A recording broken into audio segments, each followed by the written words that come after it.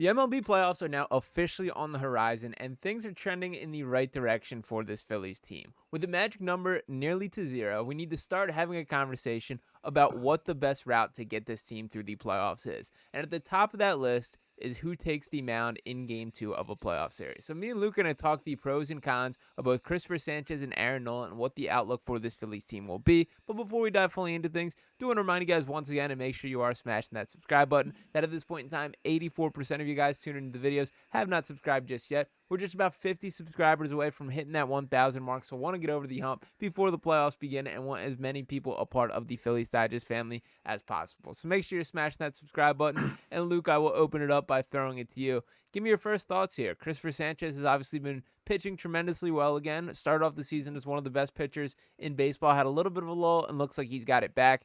Is it the right move to bump him above Aaron Nola for this particular reason here?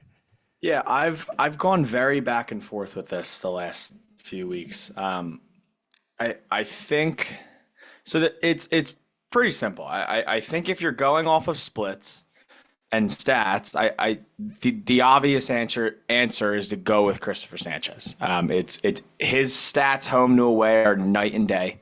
But if you're going off experience, I think the answer is Nola. If you go out in a 5-game series, if you get this first round bye and you get a chance to beat up 2 games on a team with Zack Wheeler and Aaron Nola, that's your ideal situation. If you're not thinking about the splits, but if you're going to look at these splits, the answer is Christopher Sanchez. His home ERA is 2.05. He has 105 innings, 16 starts this year at Citizens Bank. He's allowed just 5 home runs. He struck out 95 batters, and opponents are hitting 221 against him at Citizens Bank Park. It's pretty good. It's not bad. He currently has the lowest home ERA with a minimum of 75 innings pitched in all of baseball. And then you move to the road. 5.13 ERA in 66 innings, 38 earned runs, 4 homers, 22 walks, just 47 strikeouts in 3 less starts compared to at home where he has 95. And hitters are hitting 314 against him on the road. So granted, these splits are night and day. At the same time, you could also say they're a bit skewed. 11 of those earned runs were in I believe 1 or 2 starts for him on the road. So that there were a few games that kind of skewed these stats a bit. But I mean, if you've sat down and you've watched Christopher Sanchez pitch at Citizens Bank this year, he's been unbelievable. He has multiple complete games, multiple nights with over 7 strikeouts. Like, he just looks like a completely different pitcher at home.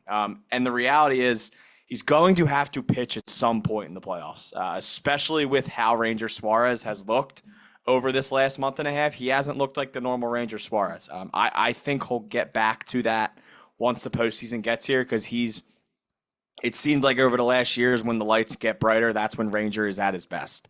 But Christopher Sanchez is going to have to start multiple games for you in the playoffs. Yeah. And if you want the best out of him, the answer for him is to pitch game 2 at home. Yeah, I think that's a great point there, and particularly the splits, which you wrote pretty in-depth on Crossing Broad. I pulled up a portion of that in this video here, but I did kind of want to dig deep into that a little bit before we switch to the bigger picture and kind of setting things up. Obviously, it feels better when there is the home crowd to support you, that there's the familiarity with pitching in that same location, all these things that come with it, but it's kind of strange to see that much of a night and day difference. So do you think there is something for a reason for why Christopher Sanchez has been more effective at home? Or, as you kind of alluded to, do you think this is just kind of situation, had a couple bad games, and has made these stats look like it's a bit more of a story than it actually is? Yeah, I mean, I think bottom line, I think most pitchers, I mean, there's obviously a few that it really doesn't matter where they pitch.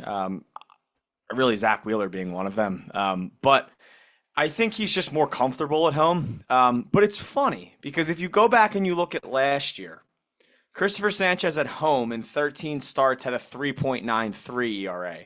On the road in 5 starts, he had an ERA of just over 2 at a 2.08. So last year, it was almost the complete opposite. So it kind of flipped for Sanchez. And I mean, granted, I'd rather him pitch better at home. That's if your third or fourth starter can be dominant for you whenever he throws at home. And I mean, this year, he's had like 17 starts at home. So it's if you can get that home production, especially with now having probably the home field advantage, that there's a very good chance they're now 2 games up on the Dodgers, and I believe 4 or 5 up on the Brewers. And now tonight with the win over the Brewers, they now have the tiebreaker over both of those teams. So there's a very good chance this team's going to end up with the 1 seed, meaning that games 1 and 2 and 5, 6, and 1, 2, and 6 and 7 in a 7-game series will all be at home. Yeah. Meaning that Christopher Sanchez will have to throw 2 home games.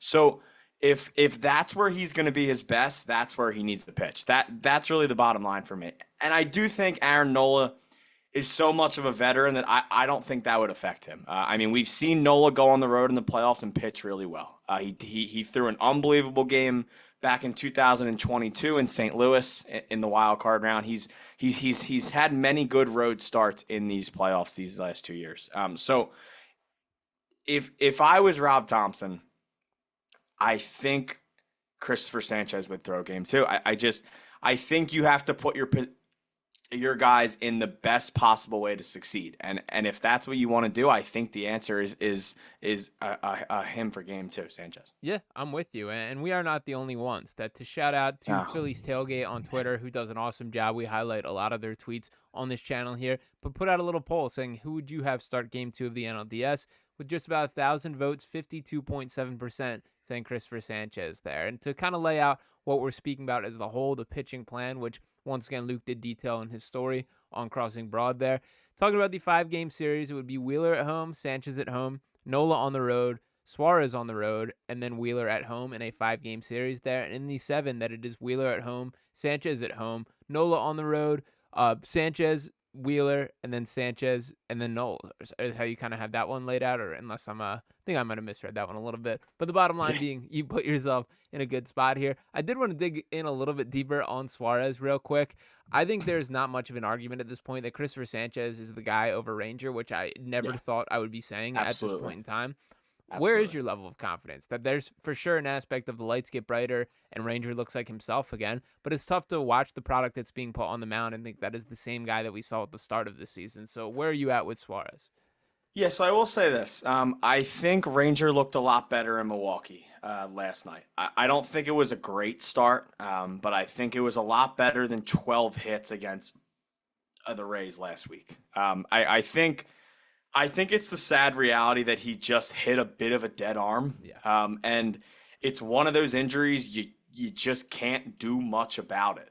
You kind of just have to work through it. I will say this, if they lock up the 1 seed and they can avoid another Ranger Suarez start in the regular season, I think they're going to do that. I would love for them to maybe even shut Ranger down for the rest of the regular season and just get him ready for the playoffs. I mean, we've seen this guy's stats in the playoffs. Yeah. Like, we've seen him turn into basically like the Swiss Army knife. He has a 1.62 ERA in 33 career postseason innings. It's one of the lowest postseason ERAs with that minimum innings in baseball history. There was a point going into last year where he had the best career postseason ERA in the history of baseball. They used him everywhere back in 2022. He made 3 starts, but he had 5 appearances. I think we obviously remember the biggest one. Ranger Suarez was the closer to go to the World Series back in 2022, which Amazing. Is just crazy to think about. I mean, the guy did everything that season. Listen, I wouldn't be surprised if we saw that a little more. I think he's going to make starts, but I've said this multiple times. Once you get to the playoffs, everything is fair game. Yeah.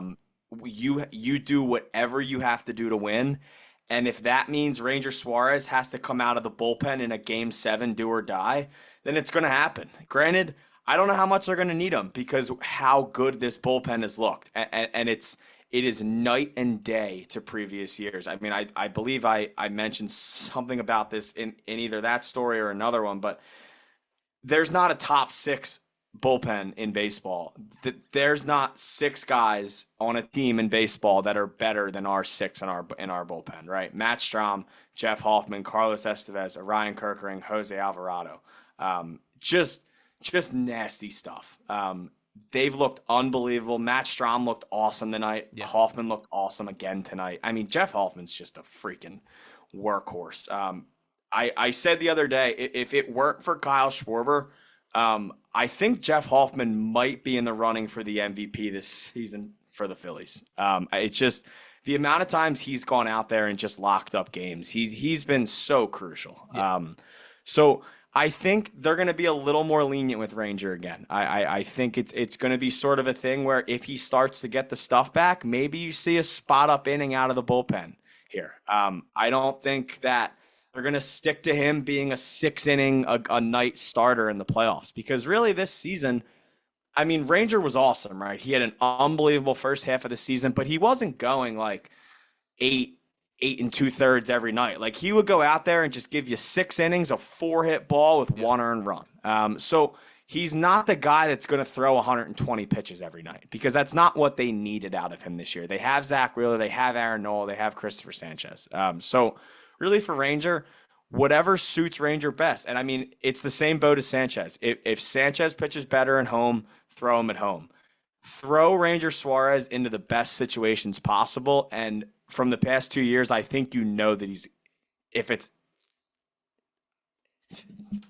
he's going to succeed if it's the playoffs. Yep, 100% there. So overall, real good problem to have for this Phillies team, that I think a lot of teams would love to have these options that they're debating before. But I do want to hear from you guys. Are you guys with us? Would you roll with Christopher Sanchez on the hump in Game 2? That's where me and Luke are both landed on. And once again, a reminder to make sure you are smashing that subscribe button. Let's get to 1,000 before the playoffs start. We want the Phillies Digest family as big as possible. So help hit that button, support us a little bit, and drop your comments below. And me and Luke will be talking with you next time right here on Phillies Digest. Peace.